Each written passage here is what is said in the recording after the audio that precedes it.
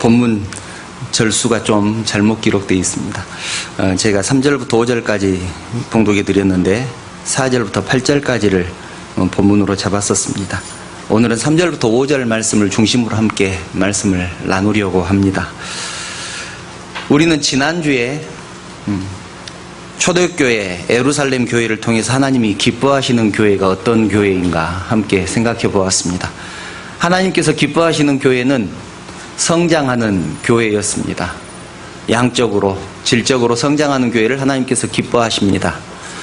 그리고 두 번째는 섬기는 교회였습니다.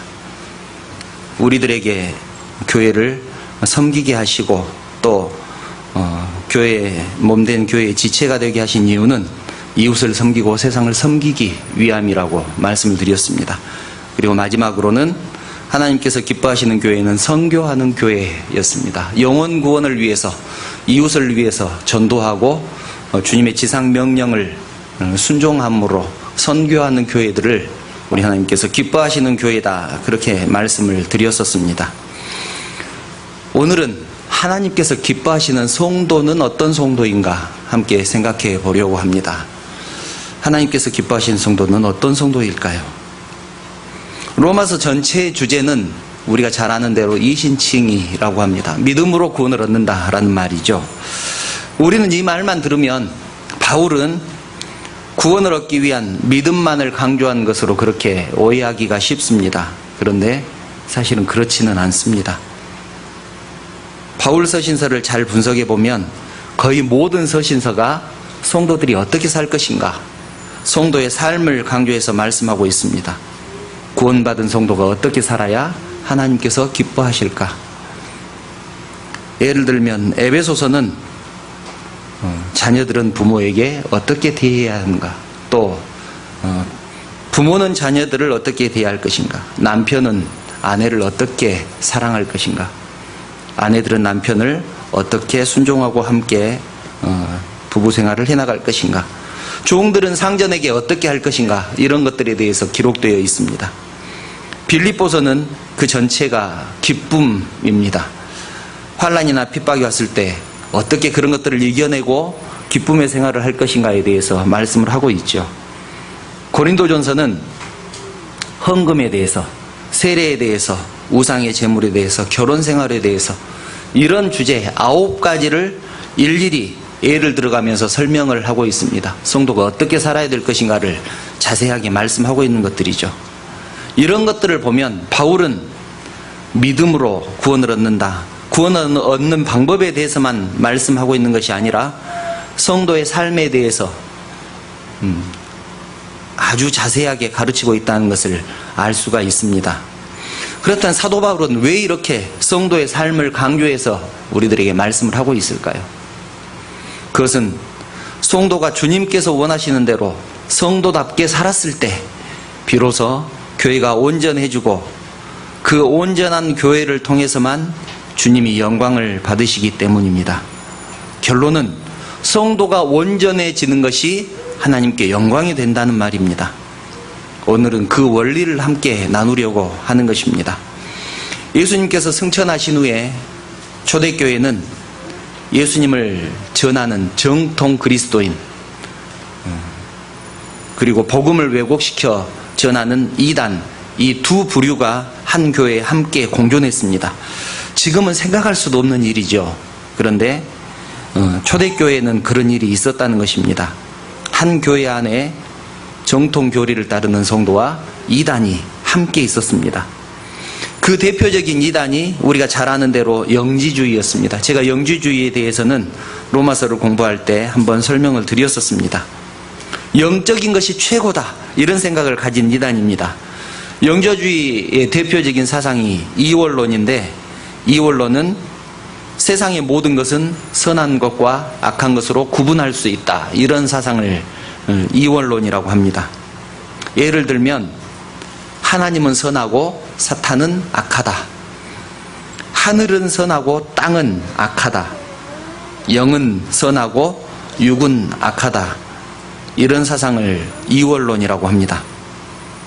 그래서 이 사람들은 육신은 본래 악하기 때문에 육신이 하는 일은 모두가 악하다고 생각을 했습니다. 아무리 노력을 해도, 아무리 선한 일을 해도 육이 악하기 때문에 그 결과는 악할 뿐이다.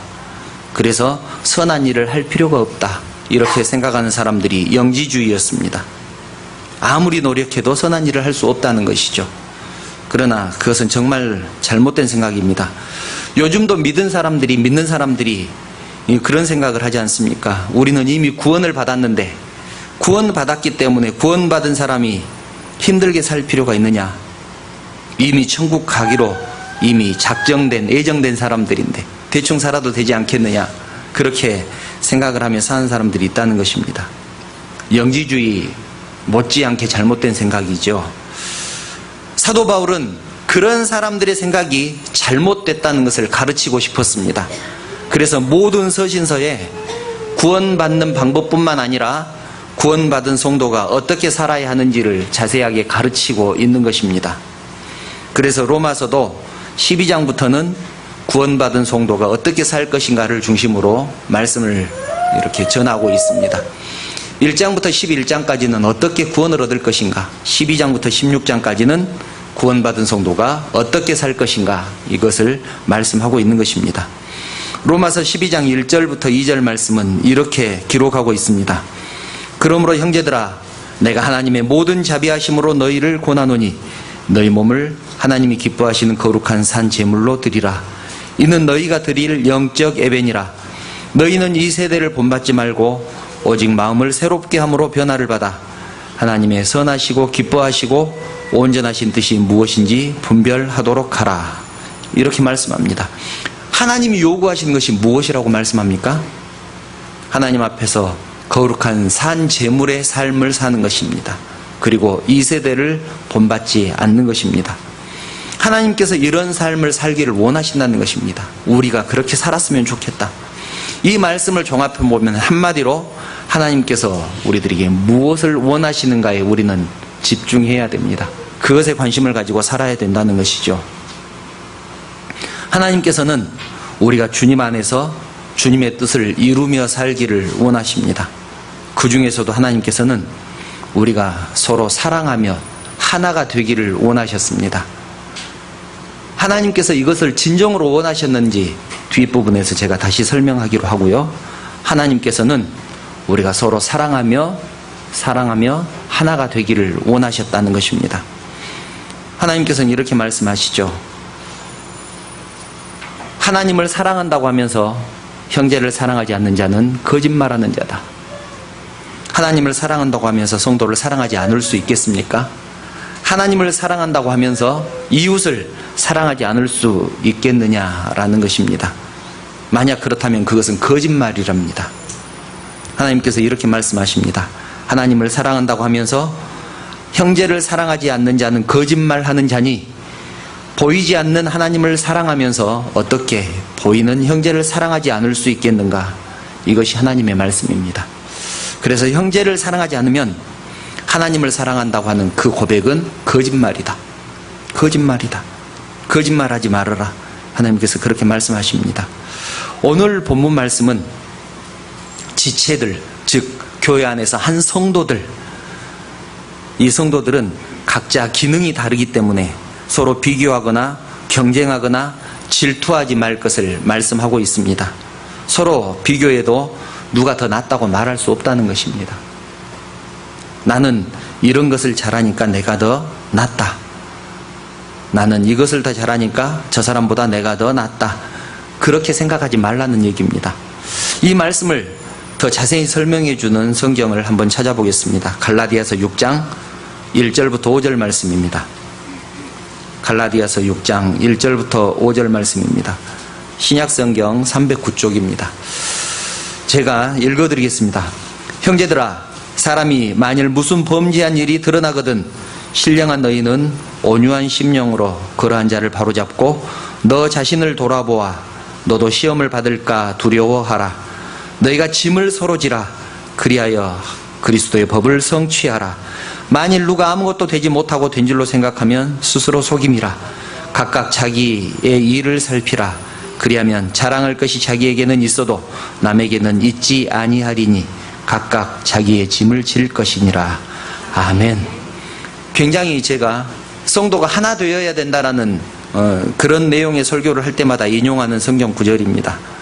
그래서 우리 성도님들이 많이 들어봤을 그런 성경 구절이죠. 옆에 있는 성도, 즉 이웃, 지체에 대해서 어떤 마음을 가질 것인가를 말씀해주고 있습니다.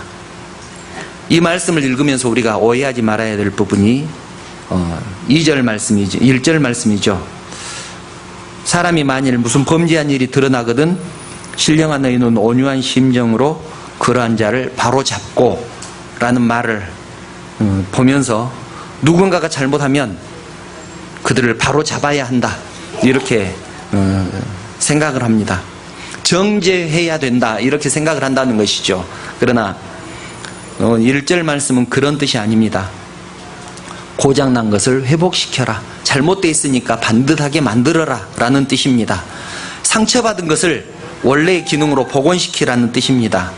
바로잡으라는 원어의 의미는 구멍난 그물을 기워서 구멍을 막으라 라는 뜻입니다. 또 다른 뜻도 있습니다. 부러진 뼈를 바로 맞춰서 나무를 덧대서 묶으라 이런 뜻입니다. 그러니까 바로잡으라는 뜻은 정죄하라는 뜻이 아니라 회복시키라는 뜻입니다. 지난번에도 말씀드린 적이 있습니다마는 팔이 부러졌다고 해서 잘라버려야 된다고 생각한 사람은 아무도 없습니다. 팔이 부러졌으니까 잘라버리면 어떻게 되겠습니까? 팔이 부러지면 병원 가서 바르게 맞추고 깁스해서 목에 걸고 다닙니다. 2절 말씀이 그 말씀입니다. 짐을 서로 지라 라는 말씀이 그 말씀입니다. 팔을 기부스에서 목에 걸는 것이 짐을 서로 지는 것입니다. 그런데 목 입장에서 얼마나 힘들겠습니까? 부러지기는 팔이 부러졌는데 내가 그 팔을 목에 걸고 다니니까 목이 얼마나 힘들겠느냐라는 것입니다. 그러나 이것이 짐을 서로 지는 것입니다. 한 지체이기 때문에 그러는 것입니다. 발목이 삐면 발만 고생하겠느냐라는 것입니다. 만사가 귀찮지 않습니까? 양손에 지팡이를 짚고 세 발로 다니기가 얼마나 힘들겠습니까? 그 양손이 하는 일이 짐을 서로 지는 것입니다. 모든 것이 다 마찬가지입니다. 눈이 다치면 눈만 불편합니까? 온몸이 불편하지요. 교회 안에 부러진 성도가 있으면 깁스해서 누군가의 목에 걸어야 합니다. 교회 안에서 성도는 그런 존재입니다. 이것이 짐을 서로 지는 것입니다. 이 말을 한마디로 정의해 보면 이렇습니다. 한 사람의 실패가 전체에 미치는 영향을 볼 줄 알아야 합니다. 한 사람이 넘어졌을 때, 한 사람이 상처를 입었을 때 교회가 어떻게 될 것인가 그 영향을 볼 줄 알아야 하며 또 그 상처 입은 사람과 함께 했을 때 성도가 짐을 함께 졌을 때 그리스도의 법이 성취된다는 것을 우리가 알아야 된다는 것입니다. 그래서 우리는 서로의 짐도 져 주어야 되지만 5절 말씀처럼 각각 자기의 짐을 져야 하는 것입니다. 5절 말씀은 각각 자기의 짐을 질 것이니라 이렇게 말씀하지 않습니까? 교회에서는 있는 듯 없는 듯 그렇게 사는 것이 좋습니다. 이것이 각각 자기의 짐을 지는 것입니다. 예를 들면 이렇습니다. 보통 때 우리가 허리 생각하고 삽니까? 생각하지 않고 삽니다. 허리가 있는 줄 아는 사람은 어떤 사람이 허리가 있는 줄 압니까? 허리가 아픈 사람입니다. 평소 때는 허리 생각하지도 않는데 허리가 아플 때 허리를 생각하고 산다는 것입니다. 아이고 내 허리야. 온 삭신이 쑤실 때 그 삭신을 생각하고 살지요. 비가 오려나 그렇게 생각하는 사람도 있습니다. 모르고 있다는 것은 아무 문제가 없다는 것입니다. 성도도 마찬가지입니다. 성도의 이름이 거론되지 않는다는 것은 그 성도가 아무 문제가 없다는 뜻입니다. 그런데 언제 성도의 이름이 거론됩니까? 교회에 나오지 않거나 아프거나 다쳤거나 할 때 그 성도의 이름이 거론됩니다. 그 성도의 이름을 거론하면서 기도합니다. 누구누구가 병원에 입원했습니다. 회복시켜 주십시오.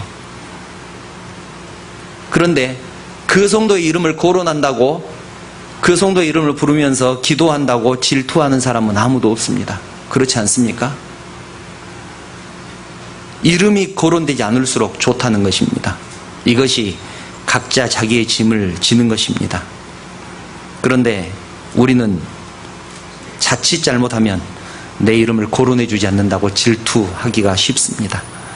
왜 저 사람만 생각할까? 왜 저 사람만 편애를 할까? 그런 생각을 하기 쉽다는 것입니다. 성경 한 권만 더 찾아볼까요? 좀 길지만 이것은 한번 찾아보면 좋겠습니다. 고린도전서 12장 14절부터 그 이하의 말씀입니다. 신약성경 278쪽입니다.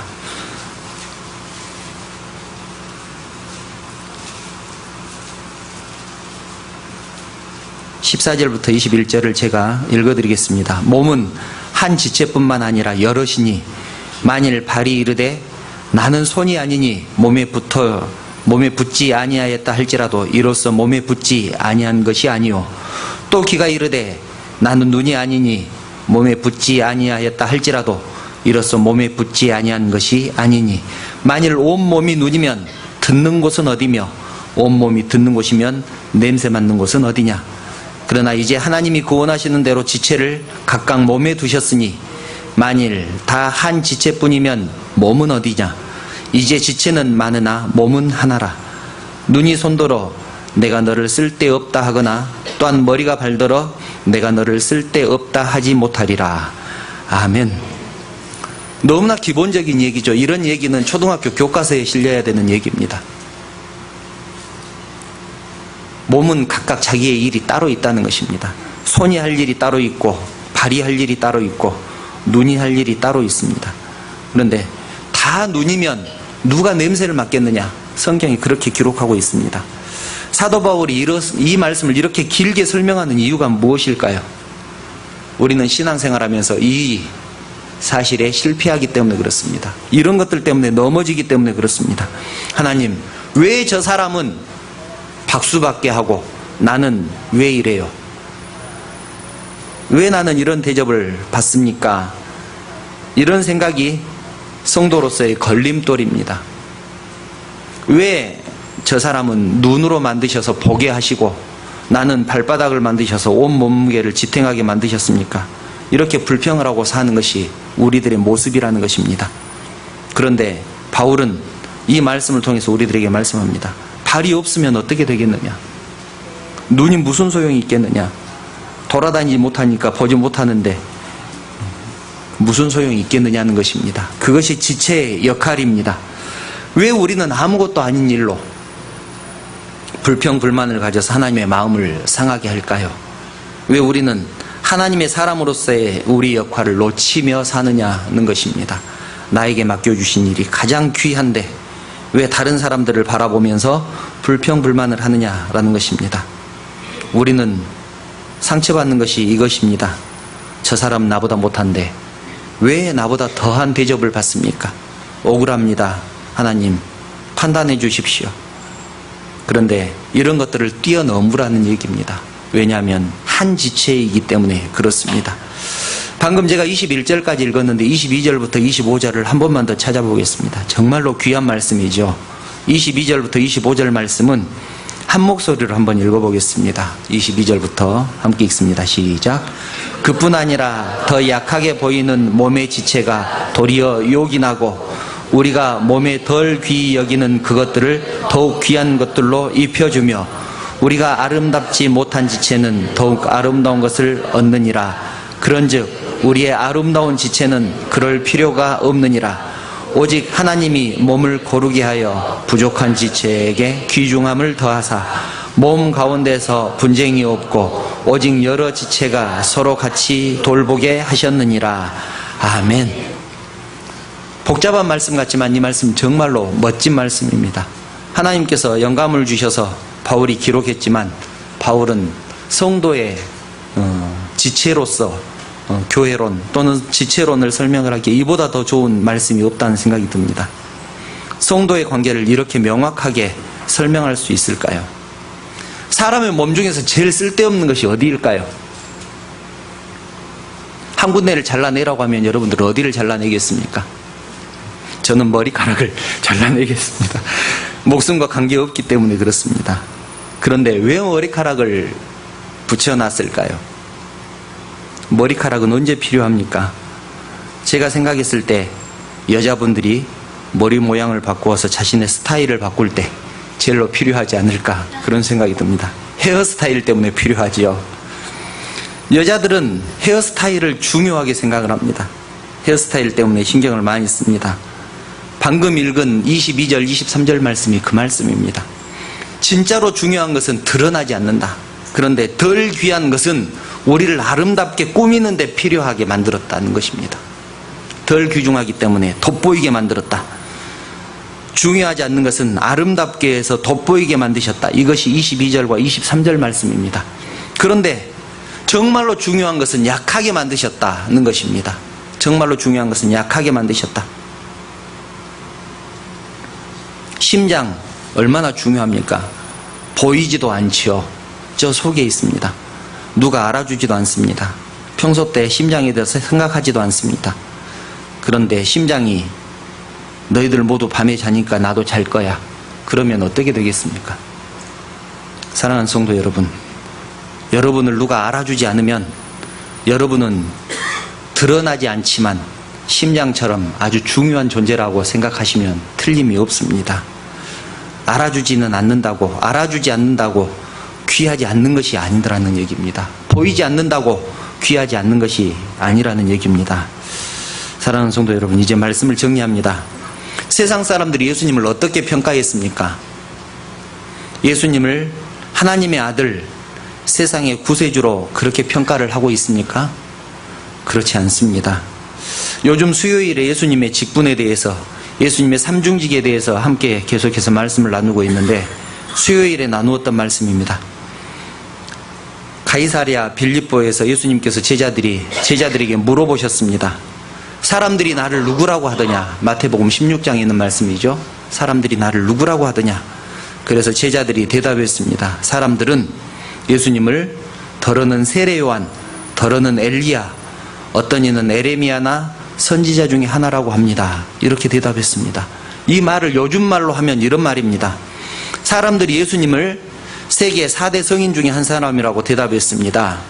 사람들이 예수님을 공자나 석가나 소크라테스 같은 성인 중에 한 사람이라고 대답을 합니다.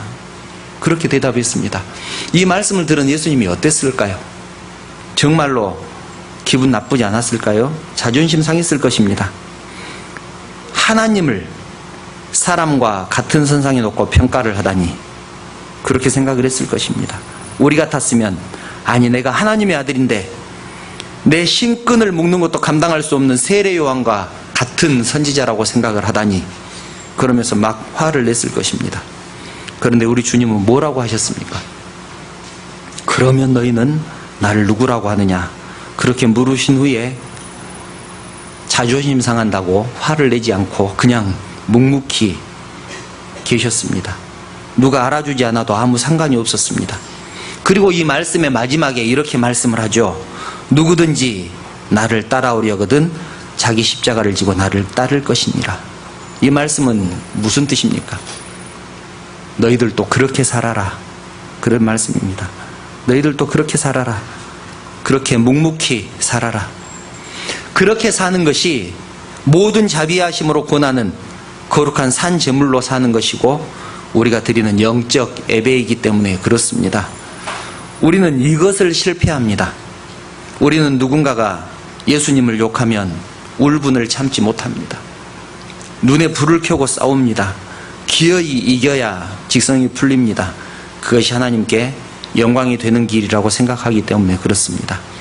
그러나 주님은 그러지 말라고 말씀합니다. 내가 세상을 묵묵히 섬기고 사랑했던 것처럼 너희도 그렇게 살아라. 그것이 자기 십자가를 지고 나를 따르는 것이다 라고 말씀합니다. 삶으로 보여주시기 바랍니다. 주님처럼 삶으로 보여주시기 바랍니다. 하나님께서는 이 세대를 본받지 말라고 말씀하셨습니다. 세상은 모두가 하나님의 선하시고 기뻐하시고 온전하신 뜻에는 전혀 관심이 없고 자기가 좋아하는 것에만 관심이 있습니다. 소돔과 고모라가 그랬습니다. 하나님이 찾으시는 의인 10명이 없었습니다. 모두가 잘났지만 하나님 마음에 합한 사람이 없었다는 것입니다. 하나님이 기뻐하신 사람은 하나가 되는 사람입니다. 그런데 하나가 되기 위해서 어떻게 해야 될까요? 자신을 내려놓아야 합니다. 자신을 내려놓지 않고 다른 사람과 하나가 될 수 있는 사람은 아무도 없습니다. 그래서 하나님께서는 하나가 되는 사람을 기뻐하시는지도 모르겠습니다. 겸손하지 않는 사람은 하나가 될 수 없기 때문에 그렇습니다. 그래서 우리 주님도 소원이 하나 있었습니다. 주님의 소원입니다. 주님이 잡히시기 전에 우리를 위해서 그렇게 기도하셨습니다. 요한복음 17장 21절부터 22절 말씀입니다. 잡히시기 직전에 예수님께서 하나님께 기도했던 기도입니다. 아버지여, 아버지께서 내 안에, 내가 아버지 안에 있는 것 같이 그들도 다 하나가 되어 우리 안에 있게 하사 세상으로 아버지께서 나를 보내신 것을 믿게 하옵소서. 내게 주신 영광을 내가 그들에게 주었사오니 이는 우리가 하나가 된 것 같이 그들도 하나가 되게 하려 함이니이다. 이것이 우리 주님의 소원이었습니다. 이것을 위해서 주님께서는 하나님께 간절히 기도했습니다. 하나님께서는 우리들을 하나의 지체로 묶어주셨습니다. 한 교회를 섬기게 하셨고 한 성도로 묶어주셨습니다. 그리고 우리들이 서로 하나가 되기를 원하셨습니다. 왜냐하면 그렇게 될 때 주님의 몸된 교회가 온전해지기 때문입니다. 그리고 교회가 온전해질 때 비로소 교회의 머리가 되시는 주님이 영광을 받으실 것입니다. 하나님께서 기뻐하신 성도는 주 안에서 하나 되는 성도입니다. 우리 모두 주 안에서 하나가 되므로 하나님께만 영광 돌려드리는 우리 모두가 되시기를 주님의 이름으로 축원합니다. 기도드리겠습니다. 거룩하신 하나님, 하나님의 은혜를 진심으로 감사를 드립니다. 부족한 저희들을 사랑하셔서 구원하여 주시고 주의 백성 삼아 주신 것도 감사한데 주의 몸된 교회를 섬기게 하시고 또 이 교회를 통하여 은혜의 생활할 수 있도록 인도하시니 진심으로 감사를 드립니다. 저희들 하나님이 기뻐하시는 성도의 삶을 살기 위하여 주님 안에서 하나 되기를 원합니다. 서로를 이해하고 용납하게 하시고 사랑의 맨눈줄로 하나 되게 하신 것을 힘써 지키는 저희들을 되게 하여 주시옵소서. 우리가 하나됨을 인하여서 우리 교회가 온전해지기를 원합니다. 또 우리 온전해지는 교회를 통하여서 우리 하나님만 영광 받으시기를 원합니다. 우리가 하나 되기를 원하셔서 십자가를 지신 주님의 은혜를 생각하게 하여 주시옵소서. 거룩하신 예수님의 이름으로 기도드리옵나이다. 아멘.